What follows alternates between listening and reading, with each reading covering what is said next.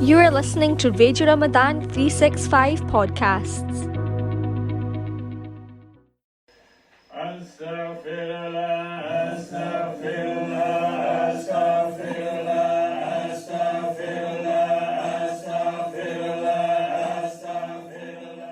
Assalamu alaikum, Sheikh Saab.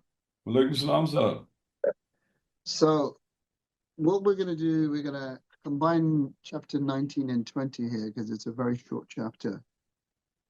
So, we'll kick off with Unlock Your Life.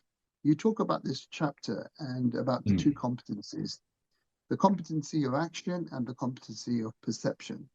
What does this mean? So, when I speak about the competency of action and the competency of perception, I think this refers to two very different ways in which you can become effective in your life. And the action piece is the one that people understand well. I mean, this is, it's about your ability to do, your ability to plan, to execute, to speak clearly, to manage time, to earn, to organize, to respond appropriately. It's a skill. I mean, it's something that requires discipline. It's all about technique. It's all about your competency in your profession, your reliability with your family. It's your usefulness in the world. It's about the ability to do. So it's therefore that which is seen. And I mean, I'm not trying to deride that. There's nothing inappropriate about learning or cultivating this kind of competency. It's very important that we are eloquent with how we deal with things. But, there's a deeper competency, and it's really it's a competency of how we perceive. I'm going to give you an example of this. I have I have to run a commercial program with a personal excellence program at a hotel in the rural sort of mountain regions of South Africa, a place called Van Rienen. And this hotel is run by a family, and the sort of the manager of the main person who manages the hotel is a person who's a trained chef. But she doesn't run the kitchen. She trained the people who run the kitchen. Now, I'm just to give you an idea, the food that they produce is really of the best I've had anywhere in the world. I mean, these people, this kitchen produces the most unbelievable stuff. This is and the people who actually cook the food, believe it or not, are semi-literate villagers from a local rural village, a Zulu village. So these are people who have absolutely no culinary education at all. And so I once had a conversation with the chef, the manager of the hotel, who trained these people to cook like this. And I said to her, how on earth did you get people who are basically semi-literate and not entirely numerate to produce this amazing spread? I mean, this consistently top quality food that you would get in the best restaurants in the world. How on earth did you get it right with these people? And she said a surprising thing. She said, well, I didn't teach them how to cook. I said, well, Kathy, what do you mean? She said, I taught them how to taste. And I said, well, how on earth did you do that? He said, every day, or every week rather, most of the stuff that they feed in the hotel or that they prepare in the hotel, they actually grow on the farm. I mean, it's a rural hotel, so they actually produce a lot of most of their own produce. They have a tasting workshop once a week with everybody who works in the kitchen, particularly the two people who are like the cooks. And they will go through item by item. They'll taste it, and then they'll describe what they're tasting to each other, and then explore what they could do with these flavors. In other words, this woman did not teach these people to cook. She taught them to taste. She didn't teach them how to do food. She taught them how to perceive food. How you perceive is infinitely more significant than what you do. If you consider, for instance, just this thing of acting appropriately, doing what is required of you. I mean, this how we described competency before is that it's about the ability to manage things, to organize, and so on. Every single act that you do is only eloquent if it is appropriate. And that appropriacy has to be based on a perception.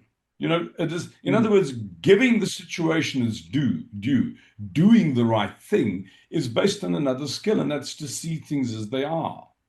It is a competency in perception that precedes a competency in action. Perception is how you see. It's the lens through which you interpret events. It is the meaning you assign to what happens. So, two people can experience exactly the same event, and yet they have completely different, because they live completely different lives, they have a completely different perception of what they're seeing. If your perception is kind of distorted by your own expectations, or by your fear, or by your accusations, or by your self-importance, or your sense of entitlement, or even your perception that you are a competent actor, this creates suffering. And this suffering makes you work very hard and entrenches your sense of resentment. So you'll serve, but you'll keep accounts. You'll be anxious. You'll act, but you'll remain imprisoned. But if your competency is based on perception, and your perception is really concerned to see reality more truthfully, to be more accurate about seeing things as they are, then also that you'll see blessing where you previously saw burden, and you'll see opportunity where you previously saw kind of like harm or challenge or insult. So and you'll also know that not everything is about you. To perceive properly, you have to, in a sense, get out of the way. Let's go back to the tasting example of these people that we were speaking about. I mean, they have to clearly, you have to stop asking yourself about what you're tasting, and you have to taste. There's a point at which you have to get quiet to give attention to what you're actually experiencing and not get lost in the description of what you're experiencing. So how you perceive absolutely matters. It is a precondition for being able to do. So most people try to unlock their life by becoming competent in action. They attend courses, they read books, they sharpen their skills. This is okay, but if your perception remains immature, then actually the greater power that comes from actions will only actually exacerbate your suffering and your conflict with the world. I mean, if there's one thing worse than a clumsy bad person, sort of a competent bad person, a competent bad person plucks more suffering from the world than a clumsy bad person. As your perception matures, there's something really profound happens. I mean, the same thing that is presented to you that might have been presented to you 1,000 times before, you now see different. And you feel different, and the people around you feel different, and because you're now beginning to act from sufficiency and a sense of gratitude rather than of lack, you don't just react to how with the world that is presented in front of you. You no longer trade You no longer need to trade. So your daily life becomes sort of like a very practical school in seeing deeper, in perceiving deeper. So if your plans fail, then if you sort of thinking of this from the point of view of competency, you'll ask yourself, well, how do I fix this? But cultivating your competency perception, it says, in what sense is this interruption not a redirection? How can I see this differently? It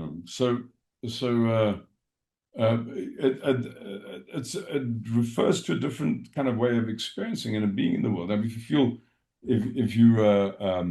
if it's all about competency, when you feel restless, then you say, I must do more. Whereas perception will say, what belief do I have that's driving this restlessness? Why am I experiencing what I'm experiencing? If you like, the first competency, the competency in action, changes what you do. The competency of perception changes the one who is seeing, changes the one who is doing it. And kind of that's the secret, because if your perception matures, your actions naturally become more eloquent and more appropriate. So you don't need to force yourself to better behavior. I mean, you see more clearly and you therefore act more correctly. So to unlock your life is therefore not to control more, but it's to see more truthfully and to kind of if you really cultivate your perception. Thank you. Thank you, Sheikh Saab. We go on to chapter 20, befriending existence. Here you talk about two main modalities of life: one that we are distinct from the world, and the other that we are one with the world. This obviously has huge implications. Can you tell us more about why that is? Is one where you experience yourself as separate to the world. I'm here and the world is out there. Other people are other, and therefore my whole life becomes in a negotiation. I have to sort of secure my good fortune. I have to defend. I have to accumulate. I have to protect.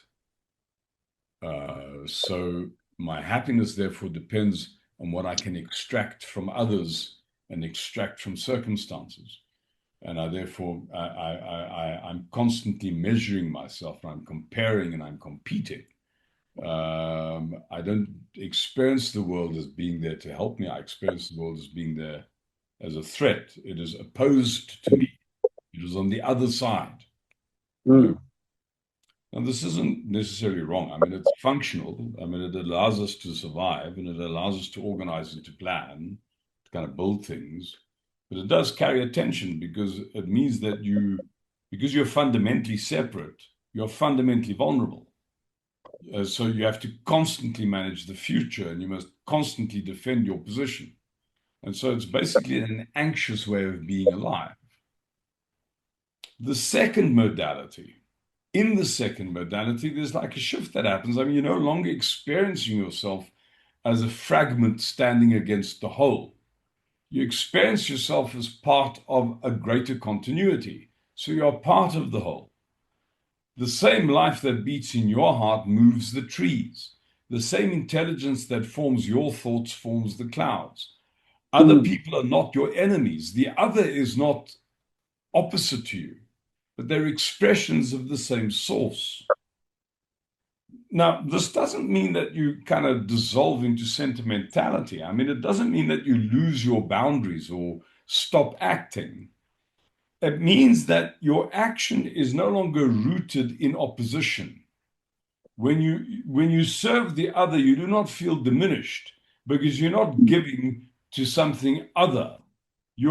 When you forgive, you're not surrendering power, because you're not defending territory. So there's, in a sense, less friction. And that implication is enormous. I mean, in the first modality, generosity feels like loss. In the second modality, generosity feels like circulation. In the first modality, criticism feels like attack. In the second modality, it's simply information moving through the same field. In the first modality, the future is frightening because it is unknown territory. In the second modality, the future is still unknown, but it's not foreign because it's not delivered to me by something alien and other. It is delivered to me, brought to me by that which is part of it's continuously part of me. I don't think Tawheed means the erasure of kind of the distinction between the Rabb and the Abd, the Lord and the servant. But existentially, experientially, you can experience separation or continuity with life, with the world. And when you live as separate, you trade, because you've got to look after yourself. When you live as continuous, you give, because you don't have to look after yourself. You know what's coming towards you is going to come towards you outside of your own ingenuity. When you live as separate, you manage outcomes. But when you live as continuous, you participate in an unfolding. You are part of something bigger than you that is becoming manifest. And this is why this matters so much, because the modality from which you live determines whether your life feels like a battlefield or feels like a current. Although I guess kind of the transition between the two is subtle. I mean, it's not a switch. It happens every time you act unconditionally, every time you loosen your insistence on me first, every time you see that you're defending an image rather than a reality, your separate self contracts, it becomes less. And the continuous self, the connected one, expands, it relaxes. And in that relaxation, life ceases to be something that you have to conquer, but something that you collaborate with. Very good, Sheikh. Thank you for that. You only have the license to leave a company of people who they no longer irritate you. That would be familiar to a lot of married men.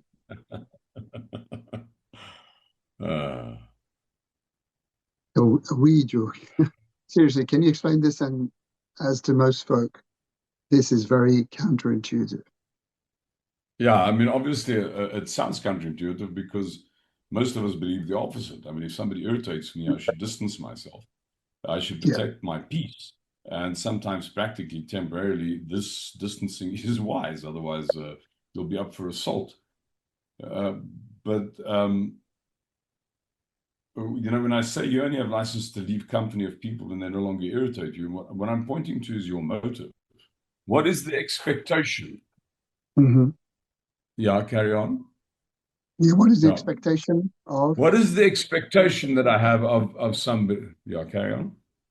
No, sorry, just say that again, Sheikh.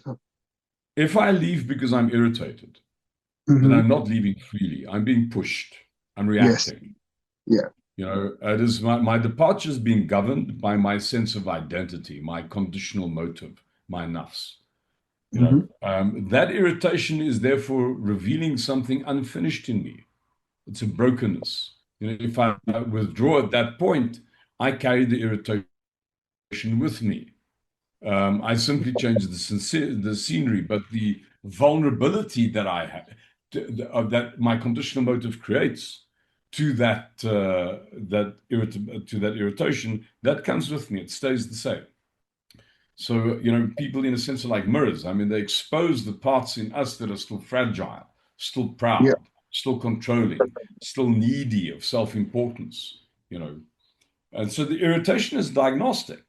It tells you where you are still hooked. If somebody's behavior unsettles me, I must ask, well, why exactly am I being irritated here? Is this my image? Is this my need to be right? Is this my preference for control? Is this my comfort? As long as I'm being disturbed, I'm still kind of in a trade with them. I'm still saying, you must be different for me to be at peace. Now clearly that's bondage, because I require them to be different so that I can be at peace. Now, once I can be in somebody's presence without inner agitation, without the need to correct them or to fix them or to win against them or defend myself from them, then I'm free. And at that point, whether I stay or go is no longer reactive. It's deliberate. It's appropriate. Then leaving is not an escape. It's clarity.